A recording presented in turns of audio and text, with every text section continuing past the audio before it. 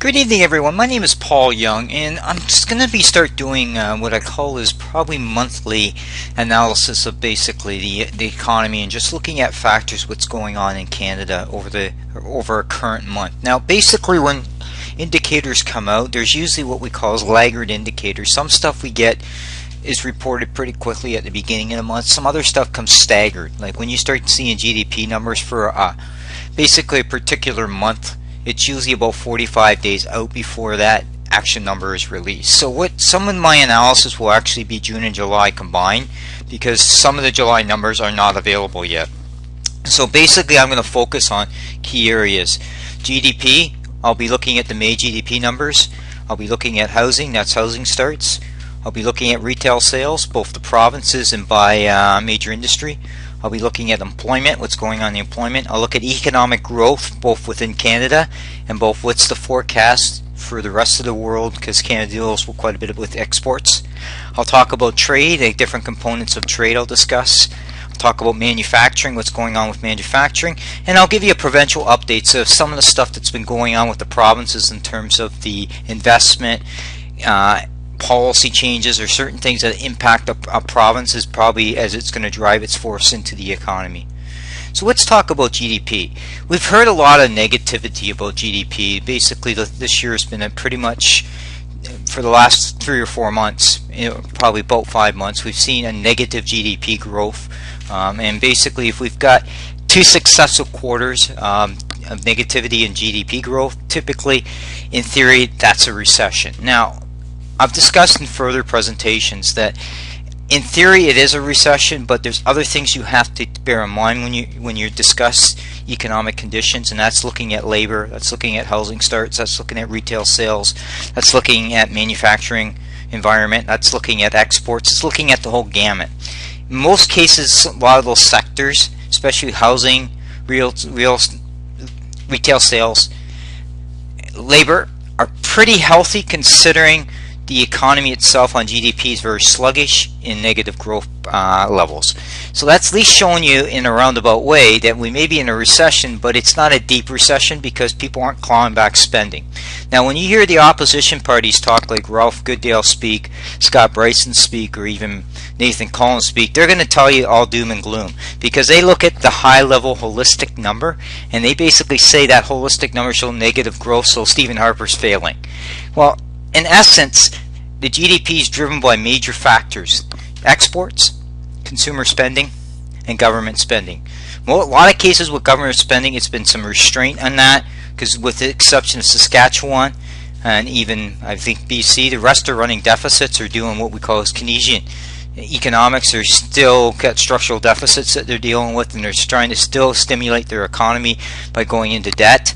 So you're hearing that too as well. The exports itself are down a bit because you've got countries like China, you've got countries like the European CETA, Central European Trade Agreement we just signed, but basically Europe and the US that have had sluggish, in some countries either zero to really weak growth.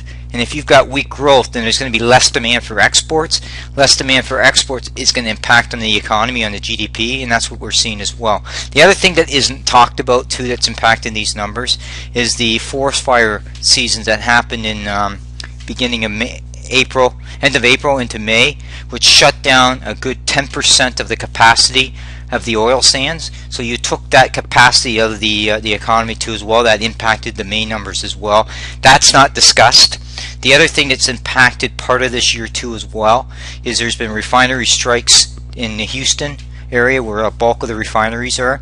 There's been a refinery fire, which is a major refinery on the west coast. That all impacts on capacity, and I'll get into that number when we start looking at utilization of refinery, where we saw earlier on in the year we were running at 86% of utilization. We're now up to 93%, so that's why we've seen some rebound in oil production to recover some of that. But what I want to focus you on here is I don't just look at one number. What I do is I break the numbers down. So I've really focused on goods producing and kind of looked at the trends since January. So we've seen on good producing, we basically have seen a decrease each and every month since January. Now if we pull back and just look at a few things, if we look at the service sector itself, we've actually seen positive growth. So that actually aligns with pretty well what I said about the retail sales sector is going well, the housing market's going well. It kind of leads into that.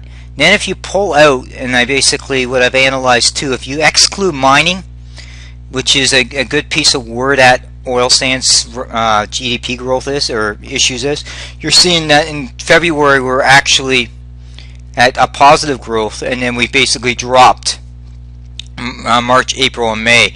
So in essence, a lot of that GDP growth is to do with the oil sands, but it's also across the board too, where we've seen slow housing starts in the US that's driving forestry shipments.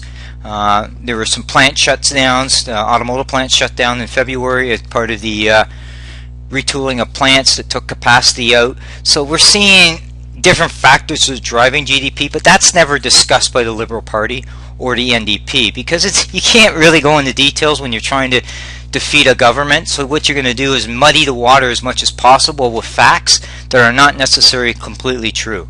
And that's what I wanted to show you with this graph. Now, the next major area I want to focus on is retail sales. Basically, that's after-tax income that you're spending to support yourself. Now, recently, just came out the other day, Fraser Institute study basically talked about household expenses, and that's what comes into here. And what they talked about, the bulk of the money they're paying out is income tax. And you're going to hear different ramblings around that. Well, realistically, the federal government's reduced taxes and put $30 billion into people's pockets over the last decade. That's not the problem. The problem is at the provincial level and the municipal level, they've either raised property taxes, or they've actually brought in new taxes like a health premium, or done other things in terms of their taxation policy. Now, you're going to see a lot of blame that blames on Ottawa. But if you want to go do a good survey, go out and do a survey and look at public sector to private sector wage gaps, and look at the growth between the public sector employees versus the private sector, especially in Ontario. You will see that the growth there is exceeded the growth in the private sector. That's not sustainable, and that impacts taxation. That impacts basically your disposable income that you have available to spend on other things. So in essence, when we look at with those factors in play, we are still seeing a healthy retail sales sector. It's not going like gangbusters, but it's at least going 1.5% to 2.5%. That's good, because that's showing you that people are spending money, buying cars, they're buying appliances, they're going out to eat. It shows you that's what they're doing now. And consumer spending is very critical in terms of driving things. It also drives GST and HST and PST, because that's provincial sales tax, and that's harmonized sales tax, and it's the goods and services. Consumption taxes are based on what you purchase. So that shows a healthy economy. Now this one shows you by Canada, by provinces, right? And what you're seeing is a couple negative provinces here where you would suspect. Basically Alberta, because we know with Alberta's particular case is they're going through low oil prices, so you would suspect in here to see Saskatchewan, Alberta, and probably Newfoundland struggling a bit, but to kind of on the retail sales side perspective, because they've had cutbacks in oil production, which means some people are on unemployment, so they're cutting their expenses back. So you probably see that happen. In Ontario's case, manufacturing's picked up. Other sectors of the economy have started to pick up. Now, manufacturing's a misnomer here in case of Ontario, because we've lost a lot of capacity, but still we've got people spending money, and you're seeing about 4% growth since June 2004 to 2015. And we look at sectors, and this is where it's critical. And the ones you really want to focus on here is, excuse me, is looking at cars, because those are big purchases. Those are big ticket items which drive our automotive production. And you're seeing here in this particular graph that automotive sales have actually done quite well this year. That's a big ticket item, and part of that's to do with low interest rates, but people are making that investment. If you look at furniture stores, that's major purchases too that are typically one time, but we're seeing some good steady stream where people are spending money to replace furniture and all that. Those are good indicators of a healthy economy. Let's talk about now employment. Now, employment's been up and down, but the good thing is since 12 months ago, Canada economy has created 200,000 jobs. Now, you're going to hear the argument from the NDP and the Liberal Party. What they're basically going to tell you is that a lot of those jobs are precarious, which means they're not long term. Well, I can go into some dynamics of that, where that comes into play, especially in Ontario. Ontario decided to go with the FIT program, which is a feed and tariff program, where they have a lot of installers, a lot of people working on projects. Those projects are short-term in duration. Okay, so when you start doing things that are not manufacturing widgets, and it's got a production cycle that's going to keep going to support consumers, those jobs tend to be temporary, and they tend to be wide swings. You're never told that, because they don't want you to know that the green sector is actually one of the major contributors to that. The other thing that you get in there too as well, which is also, when I've looked at the labor stats, is a good chunk of the jobs that's been created since 2010 have been professional jobs. They've been nurses, they've been other things related to pay a lot higher income. So they're not all service sector. That's a misnomer that you're hearing from Thomas Mulcair as well as from Justin Trudeau, that the whole economy is become service sector. We got a good chunk of that, but we have been producing jobs in other sectors. This just basically gives you an idea of where basically the job growths are between sectors. And if you look at basically natural resources and you look at agriculture, they're seeing downturns there. But look at manufacturing, it's seen a few jobs lost there as well. And same with utilities. So the good producing sector actually lost about 12,000 jobs in basically July. But look at what we've seen where we've got some uptick. Trade. That's export-related businesses. We've seen an uptick of about 14,000 jobs. Transportation and warehousing, which makes sense, that ties back to retail sales. But look at the other sectors you're seeing, business and building support. So you're seeing some areas that have created jobs actually pay quite well. And that's not discussed either. This just again talks about what I was talking about earlier in terms of the full-time jobs. Now let's talk about wages. You often hear the NDP talk about, and the Liberal government talk about stagnation, and even Thomas Walcom from the Globe and Mail likes to use that we've got stagnation with wages. I'm not sure that these people look at details. I think what they do is they're looking at a period of time and growth over that period of time, and not looking at shortening that growth. So we've had some periods of time where wage has either been reductions or we've had wage freezes. Some of that over time ends up being put back into where we've seen wage increases. So we are seeing growth. And in essence, the middle class in Canada has actually done quite well compared to its peers. If you want to see where a middle class is poor, look at the U.S. and look at what happens with Keynesian economics in the U.S. Look at their wages in that. The bounty of the top 15% or the top percent in the U.S. as CEOs take a bulk of that, the income. Okay.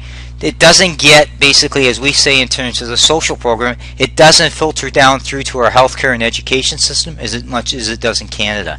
That's not told. So in essence, the wages have done reasonably well. But again, the government's going to tell you it's Harper's fault that the wages haven't grown quicker. Let's talk about global trends now, because this is an area that's a big concern. A big concern to people when I've had some discussions. The constant argument is why is Canada the only country in the G8 in a recession with two months of slow? That's a valid point. And that's fine. But let's look at some factors here. Let's look at the main people that we deal with in trade. Germany has basically had 1.7% growth. France is looking at 1.1% growth. Italy, 0.5 point growth. Spain, 3%. Russia's negative. Okay, those basically, when you look at the top G7 countries, basically, what's that tell you? Canada's still doing better than Italy. It's still doing better in France, with its projected out. But these countries who we trade and export to, if they've got slow growth, and we've got a good chunk of our exports going to them, they're going to have less demand. So it's going to drop our demand for exports down. You don't hear that. Basically, you hear why is Canada recession? Because Canada's dependency on an export-driven economy, and if they require less exports, and for example, when we're down about $5 billion worth of exports from this period last year. Well, when you're down $5 billion in exports, that's going to impact on your GDP.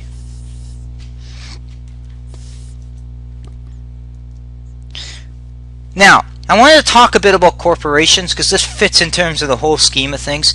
There was a public announcement made today, basically from the Finance Department, basically saying that Canada is showing a surplus right now for the period from April to July, which is a good situation for Stephen Harper to do as part of the election trail. But the other thing is the first quarter, as you're seeing here from the TD Economics report, is we've seen net income, which it would be then subjected to tax, is down.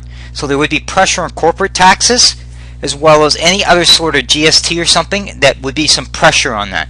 However, what may be offsetting that is a bit, we still got a pretty healthy retail sector and we still got a pretty healthy labor front. Yes, we bled some jobs out in Alberta and the oil sands, but we still are creating jobs. Now they may be lower pay versus what you're seeing on a rigger, because a rigger tends to make a lot more money than somebody making in a manufacturing plant or warehousing or retail, but the still point is we're creating jobs. So what they're TD saying here is the first part of this year we've seen a drop, but because of the uptick that's expected in the U.S. economy later in the year, we expect the net income for those companies to improve, therefore the taxation base should return. But you're not hearing that. You're not hearing that from the NDP. You're not hearing that from the Liberal government. Again, why? Because they're not going to run on this stuff. They're not going to run on the details because the devil's in the detail. I'm trying to illustrate this stuff so people understand that you need to kind of look at the facts and don't take something on the surface.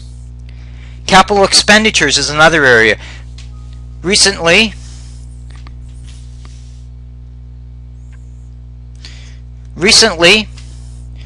Don Martin of CTV had an interview with Kevin Page, who is basically the former parliamentary budget officer. He talked about capital expenditures are down and not doing anything. Well, that's not necessarily true. If you take out the oil and look at other aspects of capital expenditure, it is happening. It's growing. It might be slowly, but it's still growing. And that's what this example here is telling you. Let's talk about international trade.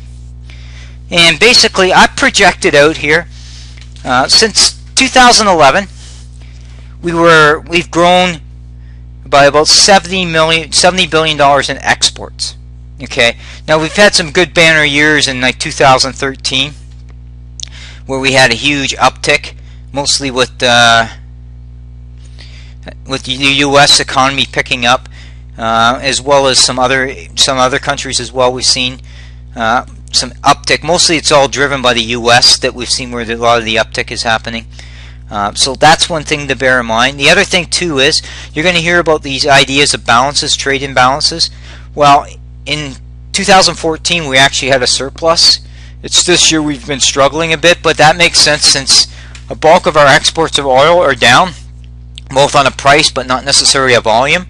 And we're seeing that part of our exports going down a little bit because of that, driven because of the oil prices. This is the example I like to use most when I'm illustrating things. What I typically do with the trades, I look by sectors. Now what I try to do is try to analyze what's happening in a particular sector between an average. So what I did is I looked at energy and I compared it to October 14th. I used it as an index point, what we were doing in energy. Because if you look at energy products in October 2014, before the a lot of the collapse of the oil happened, which was in November, we were at $10 billion worth of energy products. So what I did is I then compared it to the average run rate since January. And if you look at what we're running in energy production, we're running at about $7 billion. So we're around 2.6 billion less. So I try to focus on that, on the energy piece. Then what I say, what other sectors have picked up some of the slack? Well, we've seen with transportation, which is automotive. We've seen with forestry is starting to rebound. And forestry is starting to rebound because housing's starting to pick up. Machinery. That machinery can be anything from metalworking, metal fabrication equipment, air conditioning units. It's all part of that, part of machinery. So food processing is up too as well. So those are some key sectors that have done reasonably well this year. Could we have done better? Yes. The next slide, one of the next slides I talk down the road about manufacturing, you'll see that we've lost some capacity. Now, EDC's made some comments, and this is what you need to bear in mind as well. They applauded the growth in exports in June.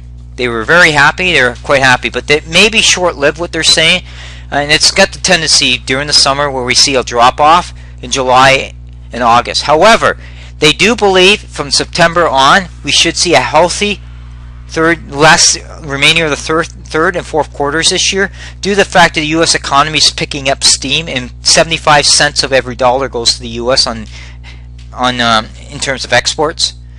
So that's why they kind of want you to show that. The other thing I want to show you quickly here as well is the growth in particular sectors. Right, we're seeing other consumer goods had high growth. We're seeing forestry products showing high growth. Agricultural products showing high growth. Machinery equipment showing high growth. We're seeing the biggest drop is energy products, which makes sense that we talked about earlier. And then we're also talking about automotive products, which again aligns to what I said. A lot of those cases, like you get into forestry products, ag products and all that, some of that drives consumer spending as well, right? And then you're looking at different provinces that have done well in terms of the growth rate. Well, you would expect Newfoundland, and you would expect Saskatchewan, you would expect Alberta struggling a bit, and part of that reason is energy products are down.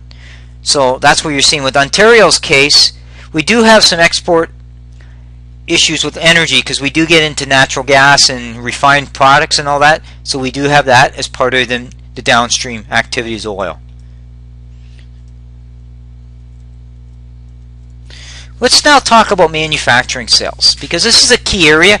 Manufacturing is about 170 billion of GDP, about 11% of GDP, and we've seen it go up and down and have it struggle. So I'm actually going to go to this one graph here that shows you kind of what's happening this year. It's projected that manufacturing sales will actually be down by about 3% this year. And even in areas like Ontario or Quebec, which are predominantly manufacturing, we're actually seeing a bit of a decrease here. Okay, that's concerning, and probably some of that rationale is we've lost some capacity there. We've also lost the ability in terms of certain areas have been impacted by either like the forestry sector and the lumber mills have been impacted. Mining sector has been impacted as well. So we're seeing some of those sectors aren't as strong as part of driving out to the oil sectors. For example, Ontario provides a lot of metal fabrication for the oil industry that would be going into drill rigs or going into pipelines. Some of that's been cut back, and that's support in terms of what's going on in the oil sands. But transportation sectors has been one of the shining gems for Ontario.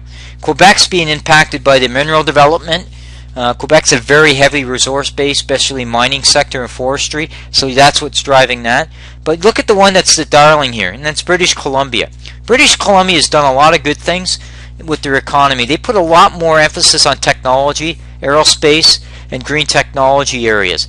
Therefore, they're starting to see dividends pay where they're probably going to be the leader in terms of manufacturing growth this year.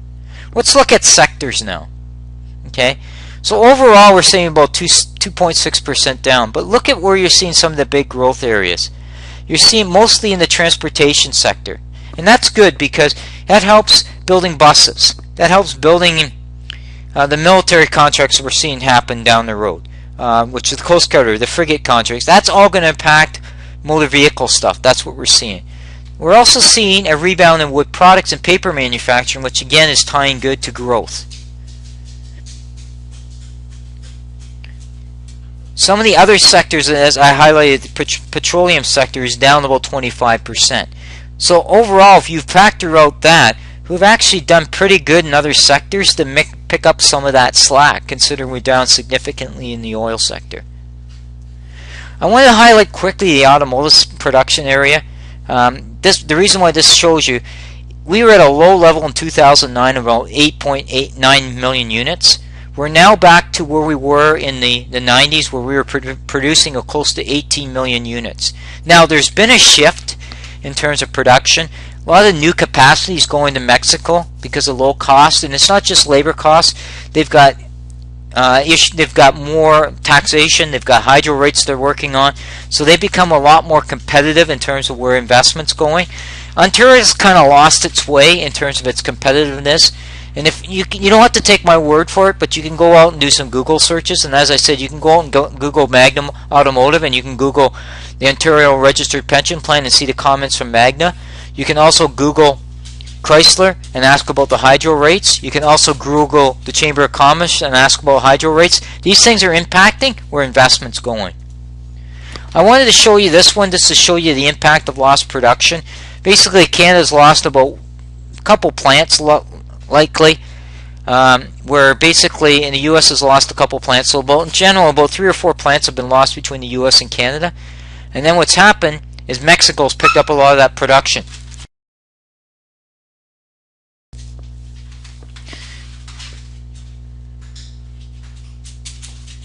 I want to talk a bit about agricultural equipment. We don't make a lot here. Most of the manufacturing ag sector happens in the U.S., but we may produce plate steel, or we may support some type of manufacturing like Saskatchewan and some of the other things where we get in some hay balers, that we may have a small manufacturing base here for agriculture, but predominantly agricultural base is in the U.S. and mostly in the Midwest through Iowa, Minnesota, Nebraska, Kansas, and Illinois.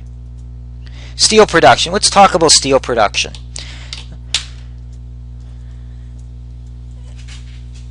If I talk about steel analysis here, when we were in 2008, we were close to 90 million metric tons of steel. We're now only producing we're producing 10 metric tons less of that, and that makes sense because we've had some consolidation with steel mills, and we've become more of a mini steel maker like Dofasco, Algoma, and even the mills out in Saskatchewan are producing less steel. We still have a steel sector. Again, that will be impacted also by government policies that drives it from hydro rates in terms of where capacity is added. They've got a lot more energy efficient on how they produce steel. But I just wanted to highlight the fact is that we're estimated to be down a bit more in steel this year. We were targeted about 88 metric tons in 2014. We're likely to going to be down about 7 million metric tons this year. Sorry, that's the U.S. In Canada's case, we're relatively flat. We've grown a little bit in steel production. The U.S. is the one that's actually dropped significantly. Let's talk about oil rig counts now. Basically, if you look at the average for 2014, we were up to 626 rigs. We're now down to 183 rigs. So we've cut back significantly the rig production. The U.S. has dropped it significantly as well. They're down 1,000 rigs since 2014. And remember this, the U.S. has used unconventional methods to extract oil, which is the Balkan. So you're going to see a lot more consolidation in the oil in the Balkan area, because it takes a lot of capitals, and some of these smaller companies aren't going to be able to withstand low oil prices. So you'll likely see buying up of leases and probably more bankruptcies and more consolidation in the Balkans. In the oil sands, there's been a lot of consolidation over the years in that area. I don't anticipate a lot. You may see a little bit investment cut back because there's a bunch of different policies in play out in Alberta. The new NDP government led by Rachel Notley is actually revisiting the royalty. She's already changed the corporate tax rates there. She's kind of made it unfriendly to do business there, and business doesn't like surprises. So they're likely kind of take a step back until they can assess the situation, so they're going to be non-committal to there. That's going to impact the economy because oil sands create a lot of jobs, but they also create a lot of investment capital, and that's all the support business from metal fabrication to the drillers and all that would support that industry, that will impact oil production over the long haul. Let's talk about metal processing centers now. Now, metal processing centers typically come into play when you're cutting steel, and basically they can do more of the customization of the plate or roll steel, and this really gives you an indication what's happening in the metal fabrication area. So a lot of it, they've offset where we've seen automotive go up. They've been hammered by other aspects, probably from infrastructure spending to the oil area, which is causing basically fabrication companies not needing the volume of steel, and we're seeing that's pretty consistent, that we might see an 8% drop this year from the previous year. We're close to where like an 8% drop where we think we may end up in 2015. Let's talk about electrical power now, because this actually comes into play as well. What's interesting here with this stat is if you look at the average for the last few years with green energy, and especially in 2012, we were averaging about 1.8 million kilowatt hours. Look at it, what we're now. We're down to in utilization of solar wind, we're down by 1,000 kilowatts of hours, right? So if you really think of that, we've scaled back that, but we've made huge investments there, and we've got situations where we've got Ontario selling $1 billion of power, that they excess power, because they can't use it. So this whole idea of going green is very critical, and the reason why I want to highlight that here is because that's an area of policy being discussed by the new Democratic Party under Thomas Mulcair, as well as with Justin Trudeau. They don't seem to get it that we need to really take a holistic view of how we're going to generate power, which makes the most sense. Still, the bulk of the power in Canada is still created between nuclear and hydro.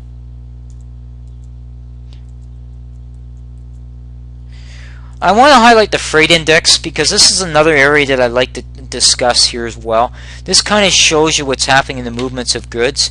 Usually a healthy freight index usually tells you you've got a decent economy. It's going well in terms of shipments of goods, because most things go by freight are going to go by truck or rail or by boat, because sometimes we use barge traffic down the Mississippi or tanker traffic to move goods out, and that's what this is a good indicator. We've been relatively flat the last couple of years, but we're still in a good consistency compared where we were in 2012. That's showing you that the U.S. economy is starting to pick up.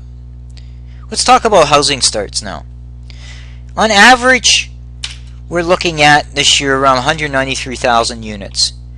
That's pretty good considering where we were in terms of a low in 2013 and a low in 2012. So we still got a healthy housing market. Again, as I said when we were talking about recessionary measure sticks, housing is still pretty solid in Canada. Here's the driver that you're going to see that comes out more, supports a lot of our manufacturing and exports, is the U.S. is really looking at very strong housing market. If you look at their low in 2011, they were at 523,000 units. Now they're at 1.2 million units. So they basically doubled their housing starts, which means doubles the capacity the need for wood. Now, there's some restrictions on that because we have the softwood lumber agreement in it, but we're allowed now to have a bit more export capacity now in terms of looking at lumber, and that's going to benefit our exports. I want to focus now on commodity prices. Now, if you look at oil is halfway where we were in 2014 average. So we're running about $51 a barrel. Look at natural gas. It's down almost $1 from where it was in 2014. You look at nickel, copper, aluminum.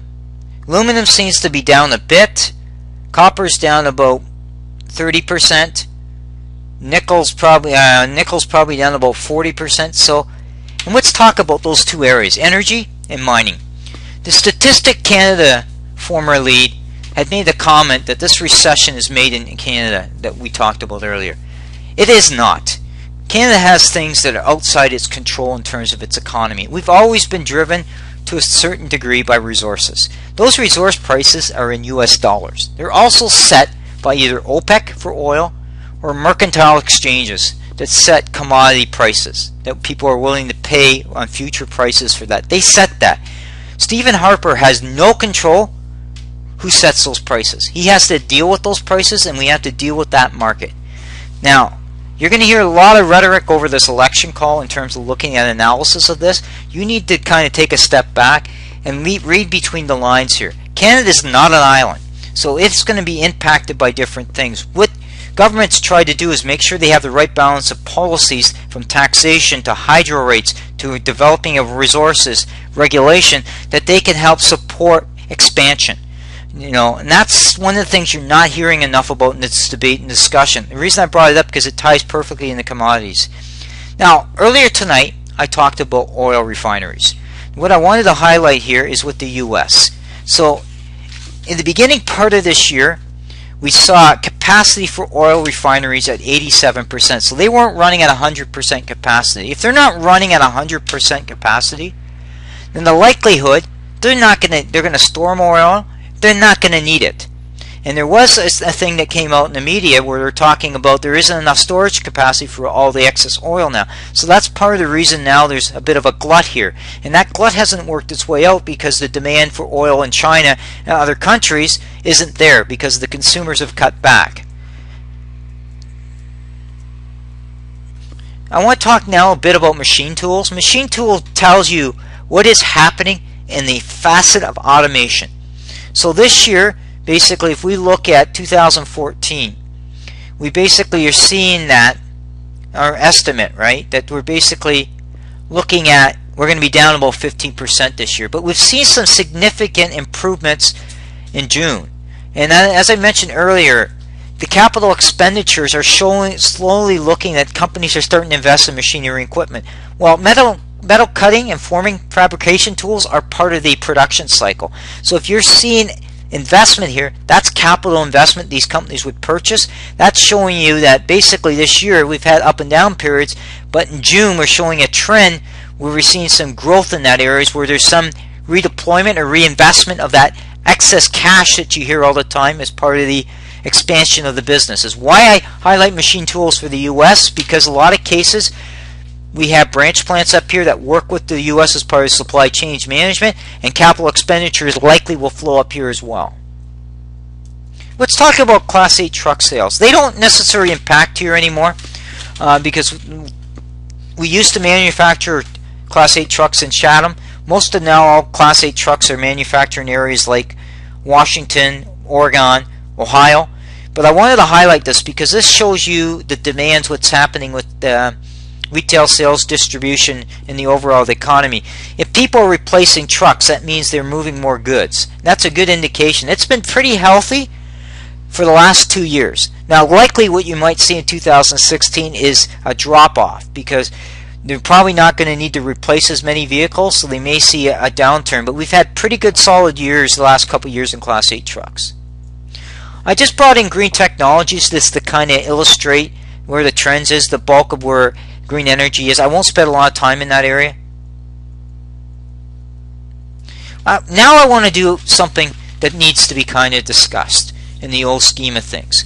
Every province has different things they work on, whether it's with the federal government or whether it's with the provincial government itself and the municipality. They come up with things to support the economy.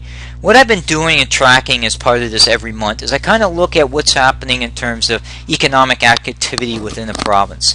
This one's for BC, and I want to highlight a couple things that are very interesting here. BC has become very, very good at aerospace. So you're seeing a lot of money where the provincial and the federal governments are working together to help develop that sector. Now you're not going to hear this from Nathan Cullen or even Peter Julian from the NDP party, because they won't tell you about that. They're going to try to sell their innovation fund on them, but this $7 million payment that BC is receiving is actually coming from a federal government's fund through the aerospace fund. I wanted to highlight that. I also wanted to show you a little bit more about the Petronas plant, which is a liquid natural gas plant that's being built, that's actually in Nathan Cullen's territory, which he does not talk about. And you should learn a little bit about Nathan Cullen, because he'll give you an interesting take on how he hates oil and hates natural gas and all that. So he's running in that riding. You may want to think about that clearly when you make your decision at the poll, if this guy's really representing your interest. In that area, Prince Rupert and all that likes to have that investment. It's got a potential to explode between its port expansion and its ability to develop natural resources. But if you elect somebody like an NDP government, you may not see the natural resource development. And the reason why I want to highlight that feeds into some of what you're seeing here as well. And that's why you see here I said feds invest in advanced manufacturing. That's their funds coming into play. Let's talk about Alberta now. Okay, I highlighted you're seeing things to follow here in terms of the Suncor cut capital expenditures. But here's the interesting thing. Alberta's carbon fund works in a very unique way. It generates money. That money goes back into green technology programs. That's what you're seeing here with this $1 million biomass technology. It's looking at ways to kind of manage garbage waste management as part of generating power. I just wanted to highlight that. Let's talk about Saskatchewan. This in BC is one of our probably two of the best provinces that are kind of run in Canada. What I want to highlight here is basically they're opening a new canola plant in Saskatchewan that's supporting the local farmers. They're also looking at a mega hydro project in northern Saskatchewan. So you're seeing where Brad Wall's kind of putting emphasis on infrastructure, power generation, and also supporting the economy. Manitoba, The big thing you're seeing more with Manitoba now is they're really looking at their hydro grid and replacing some of their old archaic systems, so there's going to be more of an investment in hydropower. Ontario's got a lot of things going on. General Motors is investing in Oshawa to extend the product line there. You're seeing that happen. Bombardier won a cross contract. That's a maintenance contract for the railways. So you're seeing different examples here to basically look at what's happening in terms of the economy. That's why I wanted to kind of illustrate that here. Toyota is another good example. It's investing $421. That's federal and provincial money. Again, Stephen Harper's done pretty well to support automotive. You're going to hear Thomas Mulcair and Justin Trudeau say that Stephen Harper doesn't support manufacturing, especially automotive, and yet he's worked directly with Toyota recently and CAMI to put more capital investment in those plants. Let's look at Quebec. Now, Manic is a private company that's been struggling. They're in the transportation sector. There was a rumor that they might be acquired. The government might step in. That was the reason why I posted this here, that they're looking at, they need capital. I listed Davy Shipbuilding. Davy Shipbuilding is in the Quebec City area company that's in line to work on some military contracts. And the reason I bring that up is if Thomas Mulcair gets elected, he may scrub that or scale those projects back. And that will impact not just Quebec City, but also Halifax that has the frigate contract, as well as also North Vancouver, which I believe is an NDP riding that actually will also lose out in the business if Thomas Mulcair is elected. I've got Nithian, Nemaska's lithium there, because lithium is becoming a key mineral for fuel cells, especially batteries, and Quebec is sitting on huge reserves in that area. New Brunswick, Irving is doing a huge investment in the refinery. This is interesting because Brian Gallant has called out Stephen Harper for not doing enough to support the resources. In essence, Brian Gallant's not doing enough to go leverage federal programs to help maximize job opportunities. I looked at green energy a few months back, and I seen 2 projects in the last 3 years where New Brunswick companies were applying for funds for the sustainable development tech. I've hardly seen any effort from New Brunswick to actually partner themselves to look at programs. Either Brian Gallant doesn't have the skill set to kind of look into those programs, or he's grasping at straws. Nova Scotia, I highlighted this because they're pushing forward with the liquid natural gas plant on Cape Breton Island. Now it's interesting because the Nova Scotia and Cape Breton MP is actually a Liberal guy, and he actually has said little about this project. And I wonder why he's not said much, because this is economic benefits for him. There was nothing really to report from PI this month. Newfoundland, I just wanted to highlight the Voisey Bay project, which has been in play for a few years. It looks like they're going to move forward with some more further expansion there, which will help Newfoundland. And that's a wrap. That kind of gives you in a nutshell the economic conditions and different policies, what's going on. I also tried to line it up with basically what's happening with government policies and statements as part of looking at the election. Thank you very much and have a good evening.